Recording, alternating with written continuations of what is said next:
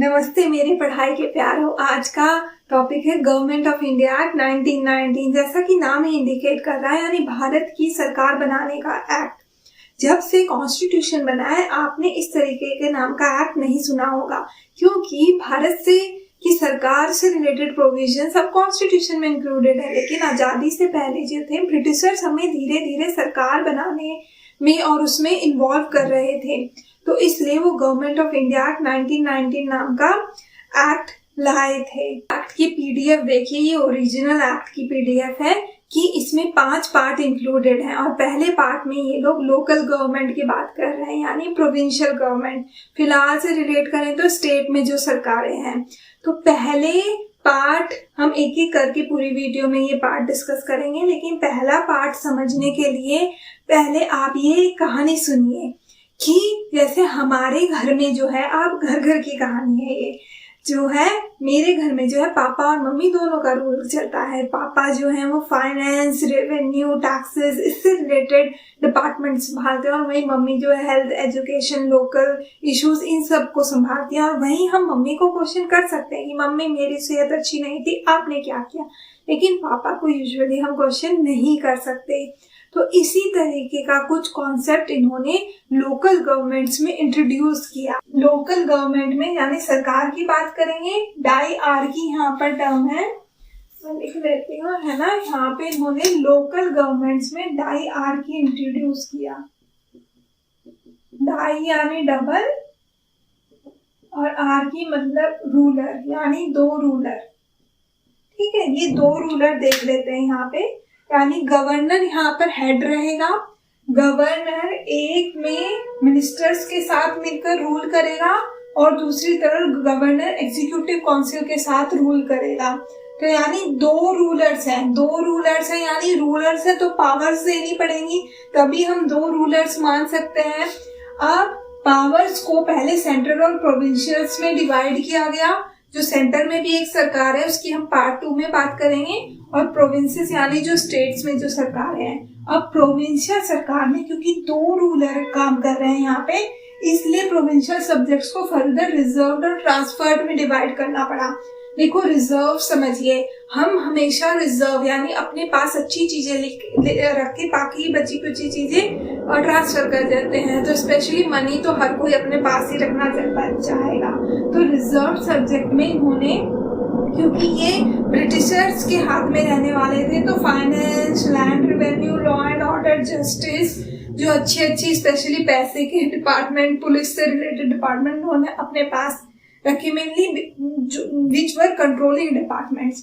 And transferred subjects, education, health, local government, ये सारे subjects इन्होंने ट्रांसफर कर दिए।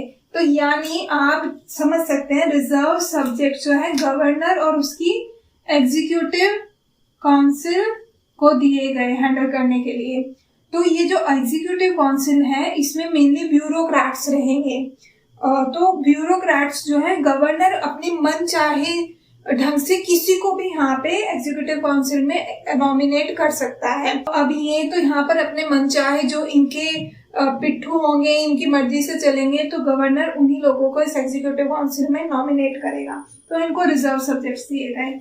वहीं गवर्नर दूसरा जो मिनिस्टर्स के साथ मिलकर सरकार चला रहे हैं, वो लोग ट्रांसफर्ड सब्जेक्ट को हैंडल करेंगे। ठीक है, और ये जो मिनिस्टर्स हैं ये कहाँ से रही हैं, ये मेनली इंडियंस हैं। यहाँ पे जो प्रोविंशियल लेजिस्लेचर है, लॉ मेकिंग बॉडी है, that is provincial legislative council, इसमें इन्होंने फर्स्ट टाइम इस एक्ट के तहत डायरेक्ट इलेक्शंस इंट्रोड्यूस किए। डायरेक्ट इलेक्शंस का मीनिंग है यहाँ पर पहली बार भारत की जनता वोट करेगी।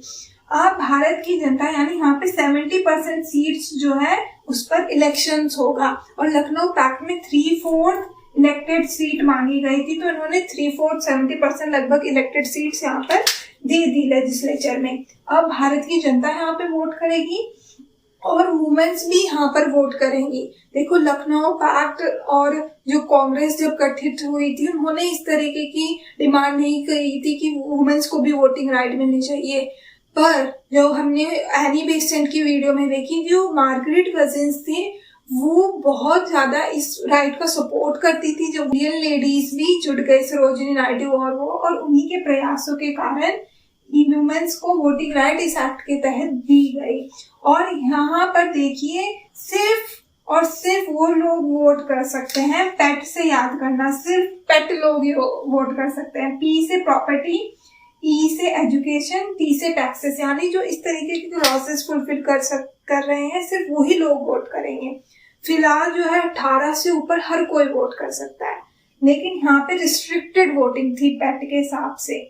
अब जो इन्होंने इलेक्ट करके मेंबर्स भेजे उन्हीं में से कुछ मेंबर्स को नॉमिनेट किया जाएगा गवर्नर के साथ as a ministers to handle transferred subjects.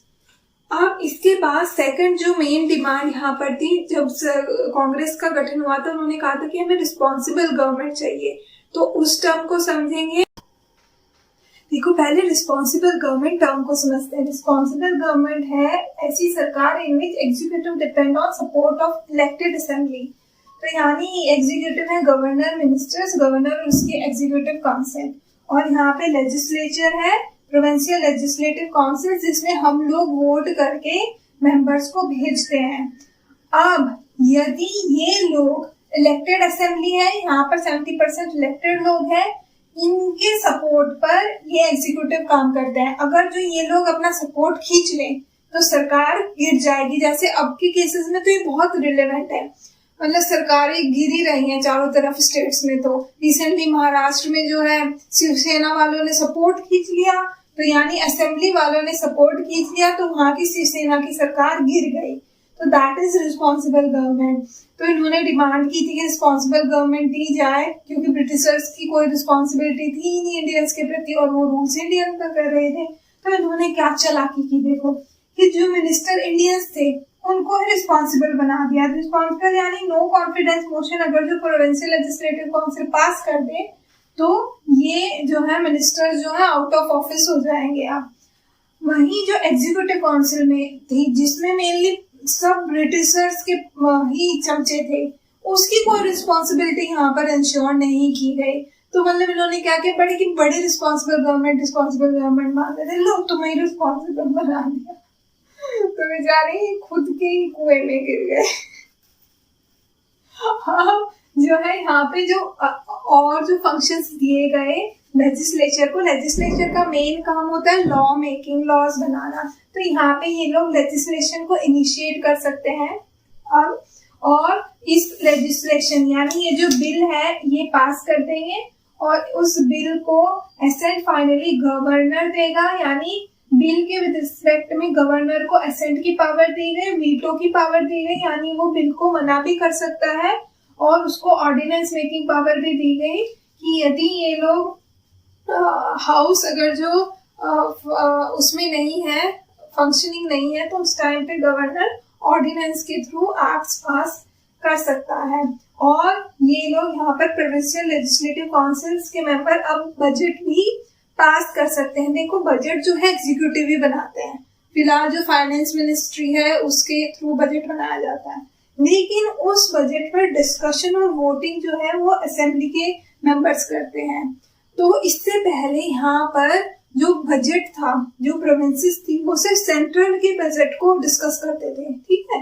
ये लोग खुद का बजट नहीं पास करते थे, लेकिन इस एक्ट के थ्रू ये पावर दी गई कि ये लोग खुद का बजट बना सकते हैं और उस पर ये लोग वोटिंग करेंगे और ये बजट को यहाँ पे रिजेक्ट भी कर सकते हैं। अगर ये बजट को रिजेक्ट कर दें तो गवर्नर उसको दोबारा से रिस्टोर कर सकता है। तो ये पावर गवर्नर को यहाँ दी गई कि अगर जो असेंबली के मेंबर्स रिजेक्ट भी कर दे तो गवर्नर उसको दोबारा से रिस्टोर कर सकता है।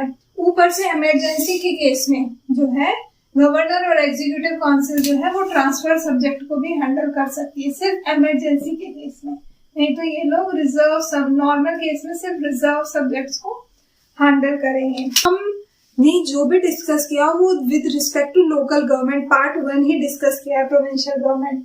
अब इससे रिलेटेड जितने भी प्रीलिम्स के क्वेश्चन है वो डिस्कस कर लेते हैं, क्योंकि सिर्फ इस part 1 government of India 1990 part 1 में से ही बहुत सारे क्वेश्चंस प्रीलिम्स में आए हैं।